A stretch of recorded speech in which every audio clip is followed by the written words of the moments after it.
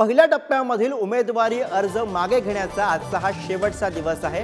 पहिल्या टप्प्यातल्या उमेदवारी अर्ज मागे घेण्याचा आजचा हा शेवटचा दिवस आहे। पहिल्या टप्प्यामध्ये 5 ठिकाणी निवडणुका होत आहेत। आज दुपारी 3 वाजेपर्यंत उमेदवारी अर्ज मागे घेता येणार आहे। त्यामुळे आजचा दिवस सुद्धा त्यामुळे तितकाच महत्त्वाचा असणार आहे। पहिल्या टप्प्यामधील उमेदवारी अर्ज मागे घेण्यासाठी आज दुपारी 3 वाजेपर्यंतचा वेळ आणि थेट जाऊया त्याचे अपडेट्स घेऊयात। जितेंद्र शिंगाडे सध्या आपल्या सोबत आहे। जितेंद्र, आज दुपारी 3 वाजेपर्यंत उमेदवारी अर्ज मागे घेता येणार आहेत। त्यामुळे आजचा दिवस सुद्धा स्वाभाविकपणे सगळ्या उमेदवारांसाठी महत्त्वाचा आहे। काय घडामोडी घडणार आहेत, काय कसा चित्र एकूणच दिसतंय आजच्या दिवसभरातल्या शेड्यूलचं?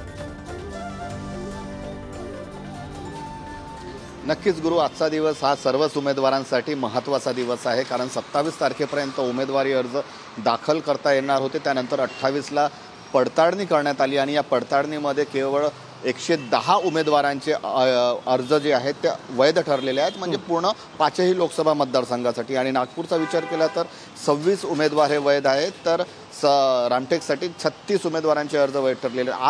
आता काल आणि आज हे उमेदवारी अर्ज परत घेण्याचा दिवस होता। आज शेवटचा दिवस आहे, आज अखेरचा दिवस आहे। आज उमेदवारी अर्ज ज्यांना मागे घ्यायचे आहेत त्यांची अर्ज उमेदवारी आज त्यांना दुपारी 3 वाजेपर्यंत मागे घेता येणार आहे। त्यानंतर निवडणूक विभाग जे आहे ते निवडणूक चिन्हांचं वाटप करणार आहे।